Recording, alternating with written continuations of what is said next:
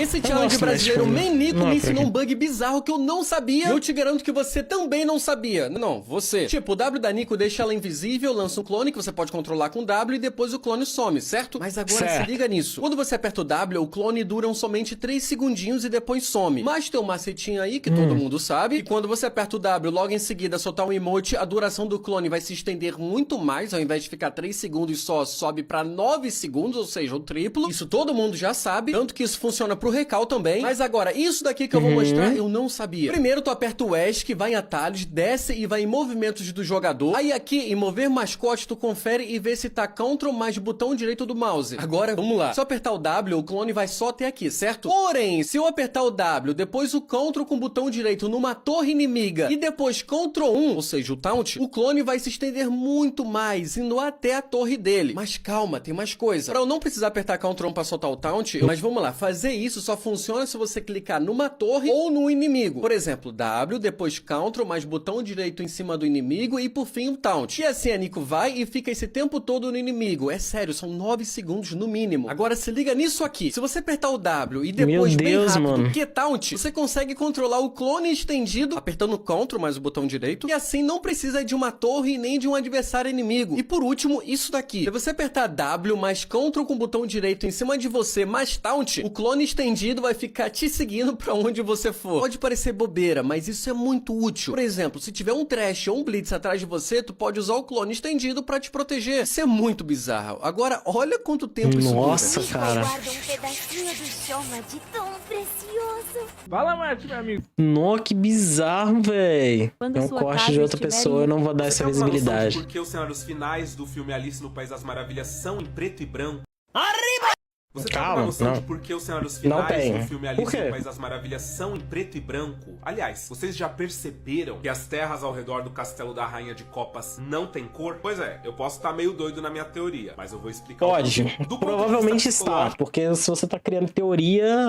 A gente primeiramente precisa assumir que tudo que aconteceu com a Alice no País das Maravilhas, na verdade, é manifestação dos sonhos dela. Ela teve o que algumas pessoas chamam de sonho lúcido. E o filme prova pra gente que, em teoria, foi exatamente isso que aconteceu. No início do filme, quando a irmã dela está dando uma aula de história pra ela diz que não aguenta consumir livros sem gravuras, ou seja, sem desenhos. E aí a irmã dela fala que existem muitos livros no mundo que não tem desenho. E ela fala que isso não existe, que no mundo perfeito dela, todos os livros teriam só desenhos. E aí ela começa a devanear e diz que no mundo dela, tudo que não seria, seria. E tudo que é, por sua vez, não seria. Ou seja, seria tudo o contrário. E é aí que quando ela vira de cabeça pra baixo dentro da toca do coelho, é o sinal de que tudo que ela desejou finalmente vai começar a acontecer. Ela meio que começa a cair pra cima. A partir dali, tudo vira. Pra começar, ela enxerga o próprio mapa mundi de cabeça pra baixo. O reflexo no espelho também não segue a ordem correta. Enquanto ela desce, o reflexo sobe. E quando ela tenta passar pela porta minúscula, ela avisa que na verdade ela deveria tomar um líquido e ficar menor. Líquido esse que está em cima da mesa, porém não tinha mesa na sala. Mas no momento em que a porta questiona, a Alice manifesta a mesa e o líquido. Ela toma, fica pequena, e aí a porta avisa: peraí, você não pegou a chave. Que chave? A que tá em cima da mesa. Pumba! Ela manifesta uma chave em cima da mesa. Isso é o que acontece quando nós estamos sonhando. Tudo que pensamos em um sonho, de fato acontece. Nada num sonho é realmente surpreendente. Seja um sonho ou um pesadelo, a nossa sensação é que a gente já sabia o que estava por vir. Isso porque se já sabia... Mais ou menos, velho. Não, eu já tive muito sonho onde eu não fazia a menor ideia do que tava pra acontecer. E sempre entro em desespero por causa disso. Sei lá, um bando de seres, de animais, sei lá o que é aquilo, tentando se secar, correndo em torno de uma rocha. Porém, as ondas do mar quebram naquela rocha. E talvez o sonho em si seja desse jeito, mas eu tive pouquíssimos sonhos na vida.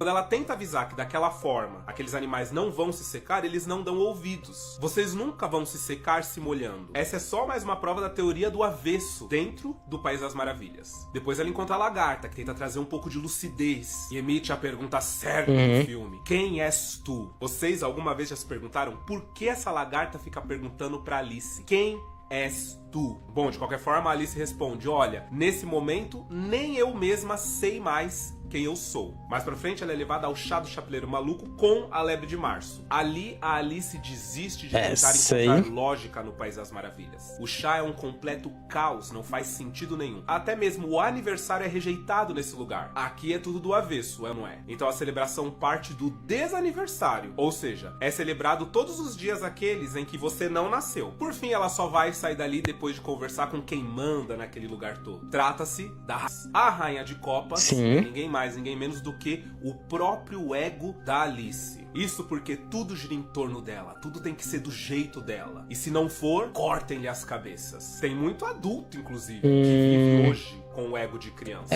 Não sabe lidar com a rejeição, não sabe lidar com o não, ou tirania total. E aí vem a pergunta, por que será que o cenário da Rainha de Copas, ou seja, o cenário do ego da Alice, não tem cor? Porque ele ainda não está completamente formado. A Alice ainda é uma criança, a identidade dela ainda está em construção. Até onde a mente infantil dela enxerga, tudo bem ser colorido, sem contexto, estranho, sem sentido. Mas o preto e branco em torno do castelo da Rainha de Copas mostra que ali ainda existe incerteza. O ego não está completo, não está formado. Ainda é um pedaço em dúvida, em construção. E durante o julgamento, a rainha exige a sentença antes do veredito. E aí vem o ponto de virada do filme. A Alice finalmente questiona. Ela fala pela primeira vez: não é assim que se faz. Ou seja, o mundo não pode ser do avesso. Ele não funciona do avesso. É aí que ela cresce. A partir dali, ela começa a entender. E então, ela acorda.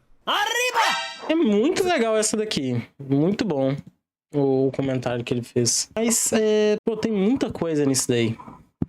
Muita coisa no próprio Alice do País das Maravilhas. Tem muitos conceitos escondidos em cada personagem que vão um pouco além de simplesmente ser ela crescendo. Porque cada aspecto de personagens que aparecem constroem um outro senso. Tipo, ali pode ser até o ego da Alice, verdade. Porém, o gato também tem sua personalidade, o chapeleiro também tem sua personalidade. Então, o pessoal tá comentando shifter. Tá bom, sei lá. Não era um sonho, era um delírio. A história de Alice, no fundo, um olhar sobre a loucura. Um melhor sobre o sentido do que o louco encontra pra sobreviver. Existem várias interpretações de Alice. Eu acho que é por isso que Alice é bom. Você consegue enxergar várias coisas se você quiser e se você prestar atenção o suficiente. Mas, de qualquer forma, você embarca no questionamento da lagarta. Quem é você e como você se enxerga? Sejam todas as manifestações ali, delírios dela, ou seja, tudo aquilo criado. E qualquer uma dessas alternativas cria um questionamento de quem verdadeiramente é Alice. Quem a Alice quer ser. Exatamente, Bel. Comentário preciso. E roda muito em torno disso, velho. Agora, sempre foi meu livro favorito, porque eu devaneio o quanto que você pode ir longe. E a escrita também sibila, varia, mostra as figuras. Sempre foi uma coisa maravilhosa de navegar. Esse carinha de novo, o maluco do Mozart. No es difícil aprender a magia de la guitarra. Sí, sí. Es tranquilo. ¡Muchacho! Cuando tienes la guitarra en tus manos, sentirás la magia fluir por tu cuerpo. Magia similar à la magia que eu senti quando estava nos braços de minha amada, Lobe. Parece que pra você tocar violão tem um pré-requisito de você sentir algum problema com o passado e com uma mulher, né? El calor de la pasión. Dos almas. Pode ser um cara também. Você ter um companheiro do qual te largou ou te fez mal. Destinadas a ficarem juntas até que se prove o contrário. Su padre, homem com um bigode tão longo quanto seu cuidado com sua filha. Ele era um homem complicado. E ele não parecia gostar muito de mim inicialmente. Mas eu estava destinada a provar para ele que eu faria de tudo pelo amor de Penélope Flores. E se ele dice com todas as palavras: se tu amas minha pequenina, o núcleo da minha felicidade, prove para mim. E rapidamente eu senti que era meu momento de brilhar. Tudo que estava entre mim e meu amor, Penélope Flores, era minha habilidade com a guitarra. Eu toquei a melhor melodia já tocada. E ao terminar, e olhar para o seu bigodão, lágrimas. Senhor bigodão. Lágrimas escorriam em seu rosto.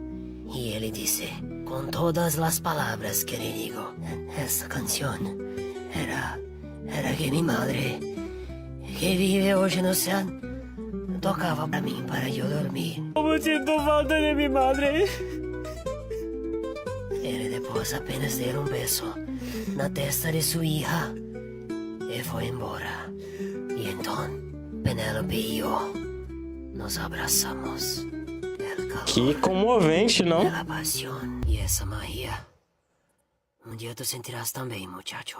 Concordo. Aprender a tocar mesmo não rolou. A Antártica é muito diferente do que você pensa. Eu acho que já chega, né? Vamos para as coisas de hoje que eu separei.